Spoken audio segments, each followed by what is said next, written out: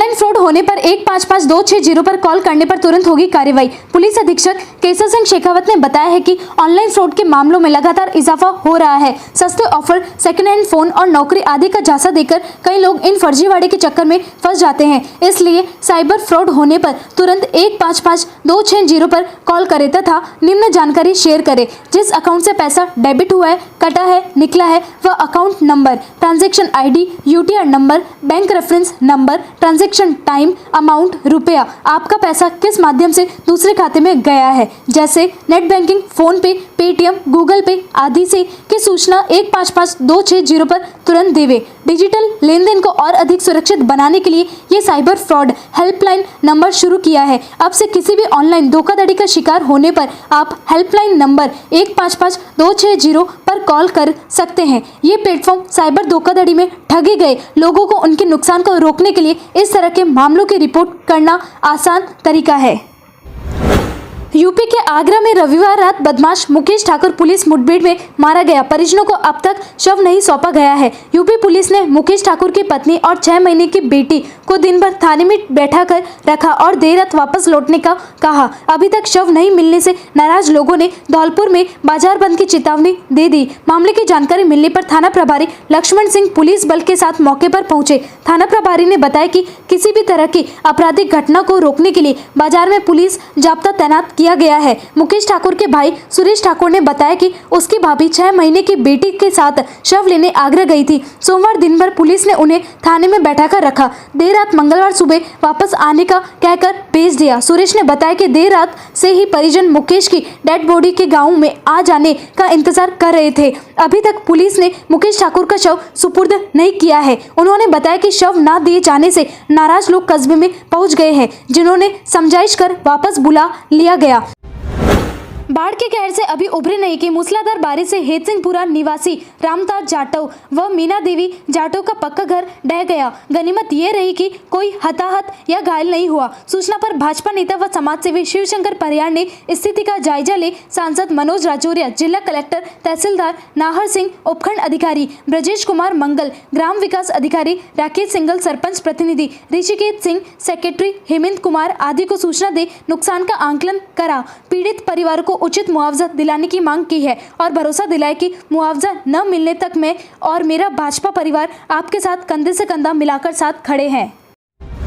सरमथुरा कस्बे के संस्कृत कॉलेज और हाई सेकेंडरी स्कूल में दोपहर 2 से शाम 5 बजे तक STC परीक्षा संपन्न हुई, जिसमें सामान्य ज्ञान, तार्किक और अन्य विषयों की परीक्षा हुई। परीक्षा खत्म होने के बाद विद्यार्थी पेपर पर चर्चा करते नजर आए। BSTC परीक्षा के दौरान कहीं भी किसी प्रकार की नकल या अन्य परेशानी की जानकारी नहीं मिली। कस्बे में संस्कृत कॉलेज में 255 में से 240 ने भाग लिया और 15 अनुपस्थित रहे। वहीं हायर सेकेंडरी में 210 में से 202 उपस्थित रहे, 8 अनुपस्थित रहे। वहीं समस्त छात्र छात्राएं सोशल डिस्टेंस की पालना के साथ 2 गज की दूरी और मास्क लगाए नजर आए। सरमथुरा से विष्णु सोनी की रिपोर्ट।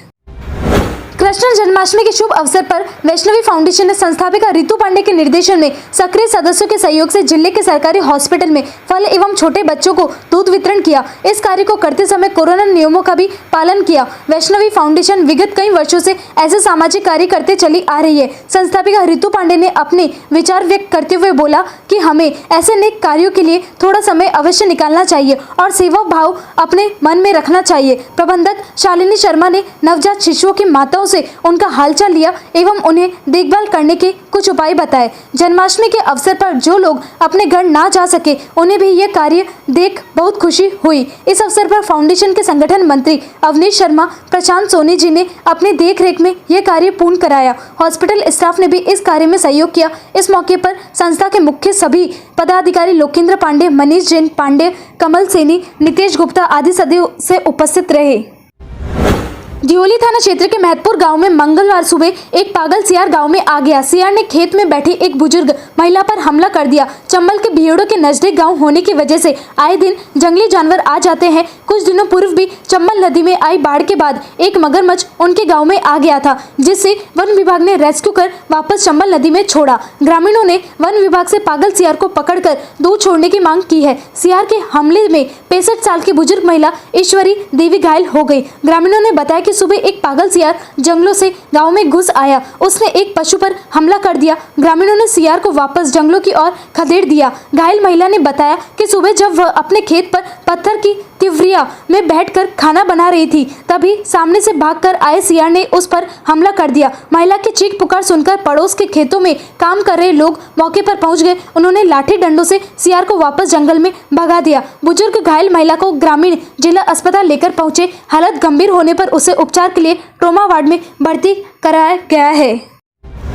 धौलपुर भारतीय पैरा एथलीट अवनी लखेरा ने para athlete Paralympic 2021 Tokyo Japan में भारत का प्रतिनिधित्व करते हुए 10 मीटर एयर राइफल प्रतियोगिता में स्वर्ण पदक प्राप्त किया है। उन्होंने 249.6 अंक प्राप्त किए और विश्व रैंकिंग में प्रथम स्थान बनाया है। अवनी लखेरा वर्ष 2011-12 में न्यू एरा पब्लिक स्कूल के कक्षा 5वीं की छात्रा है। जब विद्यालय परिवार को जानकारी मिली कि विद्यालय की बेटी ने अंतर्राष्ट्रीय स्तर पर देश का नाम गौरवान्वित किया है, तो उन्होंने अवनी लखेरा के पिता को फोन पर शुभकामनाएं प्रेषित की और विद्यालय में विद्यार्थियों के साथ अवनी लखेरा की सफलता का जश्न मनाया। विद्यार्थियों ने राष्ट्रीय ध्वज हाथ में लेकर जोरदार आतिशबाजी की और मिठाई खिलाकर एक दूसरे को इस सफलता की शुभकामनाएं दी। इस अवसर पर विद्यालय की प्रधानाचार्य श्रीमती दीपाली बेरी ने बताया कि अवनी लखेरा कक्षा 5 की विद्यार्थी थी। वह पढ़ाई के साथ साथ विद्यालय में आयोजित होने वाले विभिन्न कार्यक्रमों में अपनी भागीदारी निभाती थी। रोड एक्सीडेंट में वर्ष 2012 में जयपुर से धौलपुर आते समय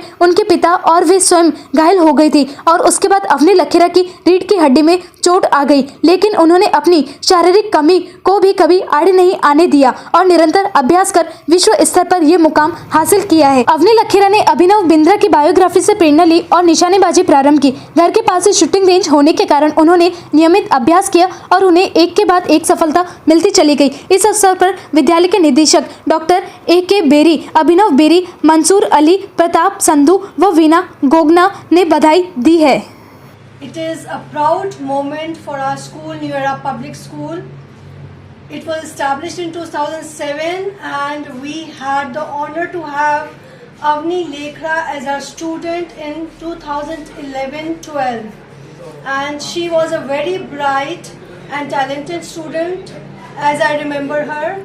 And she had a fateful accident which is still in my memory, but a brave girl by nature. She has overcome all odds and she has made us proud, and she has made on top of the world this country India proud. And I congratulate to the proud parents, Mr. and Mrs. Lekhara, who have been a very supportive parents. As since I remember, the mother was also a very brave woman and her father was also a very commanding person, and I really appreciate their hard work on their daughter. And Avni, you have made us proud. I'm very, very proud of you, and we all here at New Era are celebrating your success in winning a gold for the first time for India in Paralympics Tokyo. Thank you very much. Sarmathura उपखंड में जन्माष्टमी का पर्व corona guideline को मद्देनजर रखते हुए मनाया गया, जिसमें कस्बे के प्रमुख मंदिरों पर विशेष रूप से सजावट की गई और झांकियां बनाई गई। साथ ही गाइडलाइन के मुताबिक अधिकतर जन्माष्टमी पर श्रद्धालुओं के द्वारा अपने अपने घरों में ही पूजा अर्चना की गई और भगवान को माखन मिश्री का प्रसाद लगाया गया। और इस बार भी मंदिर परिसरों में इक्का दुक्का श्रद्धालु ही नजर आए। साथ ही श्रद्धालुओं के लिए किसी भी तरीके से भोग प्रसादी वितरण की कोई व्यवस्था गाइडलाइन के मुताबिक पुजारियों के द्वारा नहीं की गई। सरमथुरा से विष्णु सोनी की रिपोर्ट।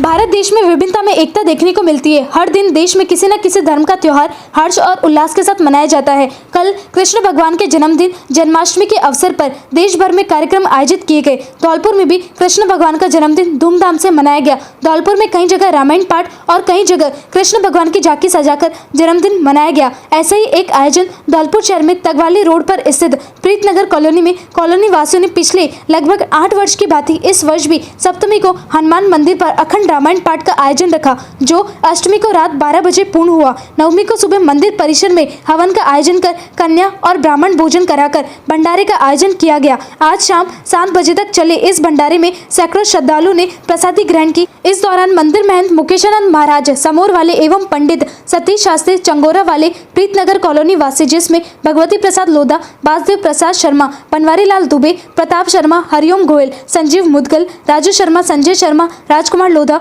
पवन शर्मा, पतिराम शर्मा, राजेश पारासर, डबेरा, विजय लोधा, अजय राजपूत, अंबरपुर, शिवम शर्मा, पंकज शर्मा सहित सभी कॉलोनी वासी उपस्थित रहे। ओम यज्ञपुरुष देवताभ्यो नमः स्वाहा, वागिन देवताभ्यो नमः स्वाहा, ओम सिद्धबुद्ध शैतान श्रीमन महागौरी गणेश देवताभ्यो नमः स्वाहा।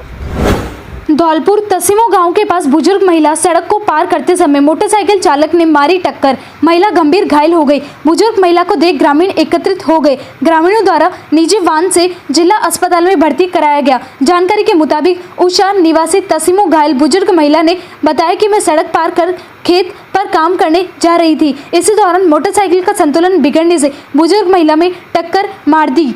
बुजुर्ग महिला सड़क पर गिर गई। ग्रामीणों द्वारा महिला के परिजनों को सूचना दी। सूचना मिलते ही परिजन जिला अस्पताल पहुंचे। घायल महिला का जिला अस्पताल उपचार जारी है।